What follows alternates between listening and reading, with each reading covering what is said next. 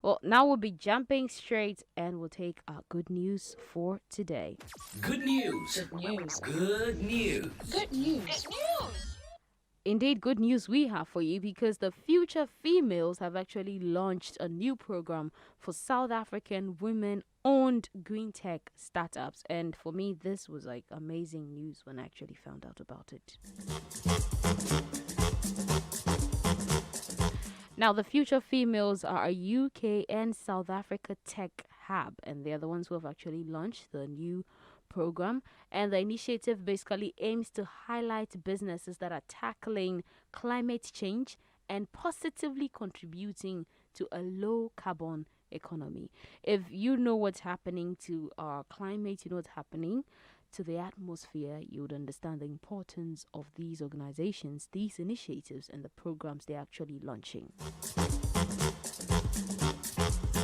Well, the UK South Africa Tech Hub forms part of the International Tech Hub network that was delivered by DCMS, the Department for Digital Culture, Media and Sport, and basically was designed to promote digital inclusion and inclusive growth of the digital ecosystems in partner countries in partnership with Future Females.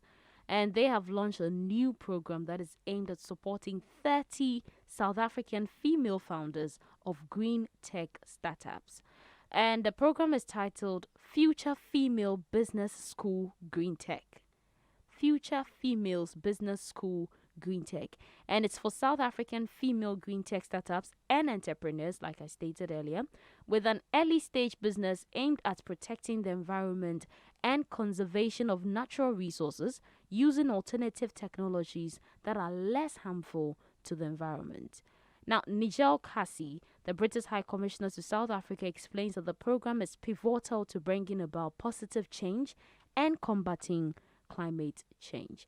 It's a just transition is not just about government policy and major infrastructure and energy projects. It is about inclusion and the creativity and drive of businesses to shape the economy and create the jobs of the future. I am therefore delighted that through the UK South Africa Tech Hub and the Future Females Business School, we are addressing both by supporting women entrepreneurs.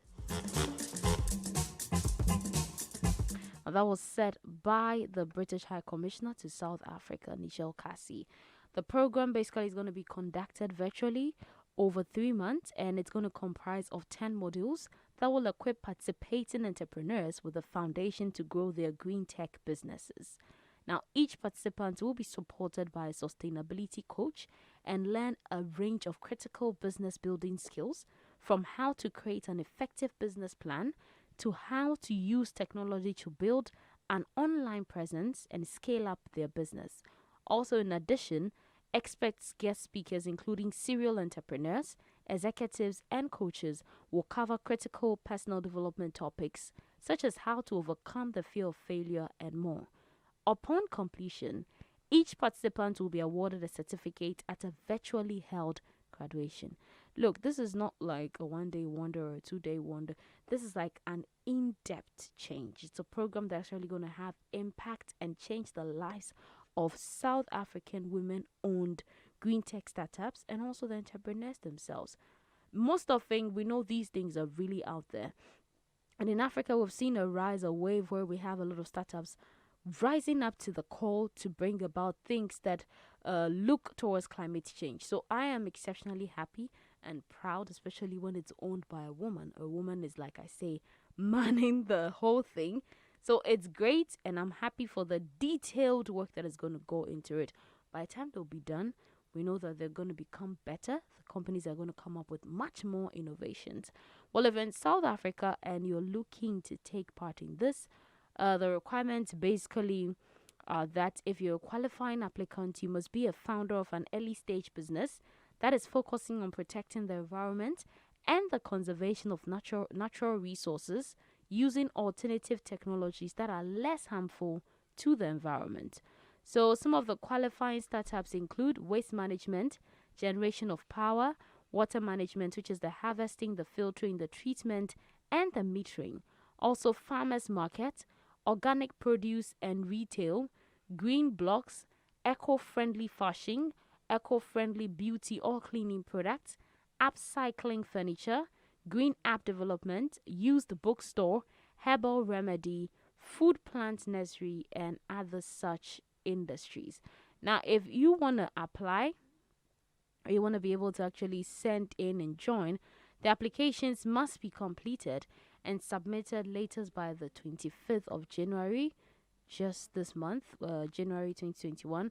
So you just go to futurefemales.typeform.com.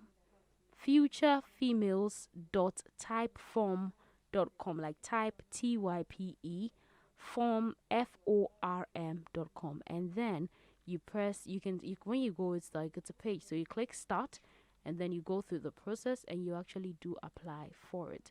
All the best to those who would actually be doing so from South Africa. Moving on, we're going to Nigeria.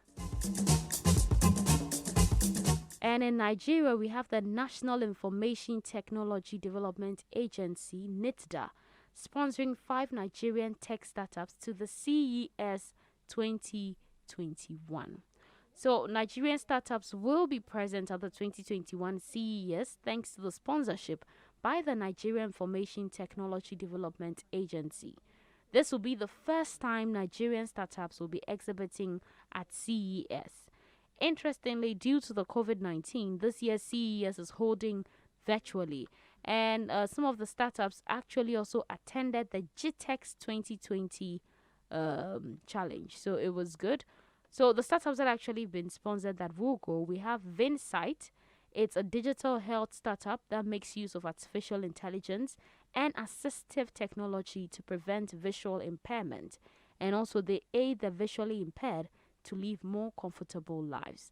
Now we have VNTS, and VNTS has designed a patented all-in-one device for home SME LTE broadband deployment and easy networking.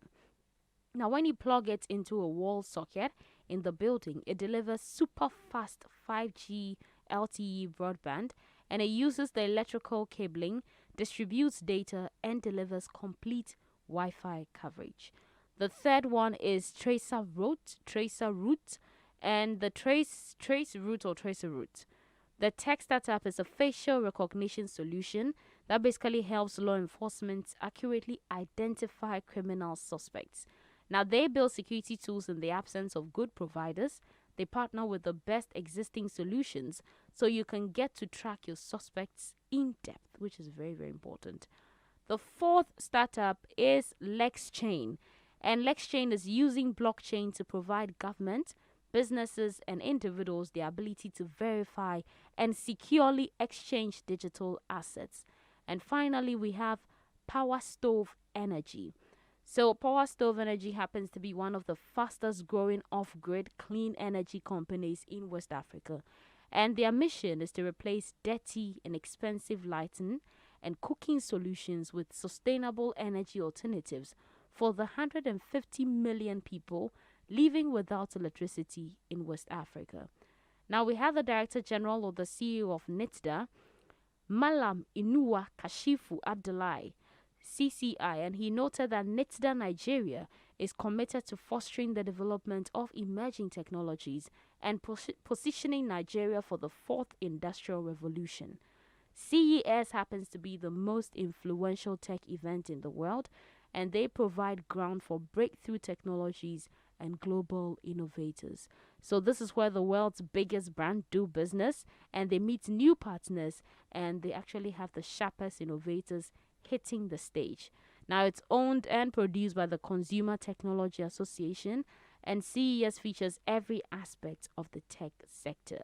Well, I think this is good for me. It's more than good because this happens to be the first time that Nigeria is actually going to take part in the CES, and we wish all the 5 startups amazing luck, and we hope they do very well. So far, all the ideas are really great. Finally, we're coming back to South Africa. The first was South Africa. We're coming back to South Africa. So this is about a play-focused preschool. And they happen to be South Africa's first registered play-focused preschool. So one thing, they're called PlaySense. and it's a home-based childcare program that uses free and guided play to enhance social learning and prepare children to be creative, engaged, and excited to learn. And one thing they've done is they've secured government accreditation, and this has made them the first registered play-focused play school in the country. Now, it's co-founded by Meg Foray, a qualified occupational therapist, childhood development expert, and author. And she comments that PlaySense aims to equip parents with the knowledge they need for raising their children. And in the wake of the COVID-19 pandemic, the startup has actually gone digital, making its curriculum and preschool format available online to users around the world. Now, Foray says PlaySense overhauled its business model to include a digital offering where children can access their imagination-based play sessions virtually. So Meg is saying that she actually comments on the startup receiving their accreditation from the government, and this is what she had to say. Our accreditation by the department is an important validation of the quality of both our educational program and the innovative business model that underpins it. Now, we're excited about expanding the program across South Africa this year and globally in the near future, and in the process, bringing the ECD space into the sharing economy as a solution to some of the most pressing challenges faced by children, parents, and teachers in the world today. This kind of schooling really is the way of the future. Indeed is the way of the future. She said, as for being the first, PlaySense curriculum has actually been registered by the Department of Social Development due to the surge in demand for home-based and innovative learning during the pandemic. One trend I can say we've seen here is most of the things that are coming up lately are due to the pandemic. Had it not been for the pandemic, certain innovations would not have actually been, they wouldn't have been birthed forth or been brought out, and we wouldn't have seen them come to the light of day. But due to the pandemic, I mean, with all the gloom it carries, it's made room for entrepreneurs to actually come up with groundbreaking ideas, and this is one of the good things, especially if you have a child that is home right now. Homeschooling is like one of the best ways to keep them protected. So you can just go to PlaySense. If you're in South Africa, you go to playsense.com, and then you get to see how you sign up your child and how to begin them on a journey of great learning. Well, that's all we have for you for good news today.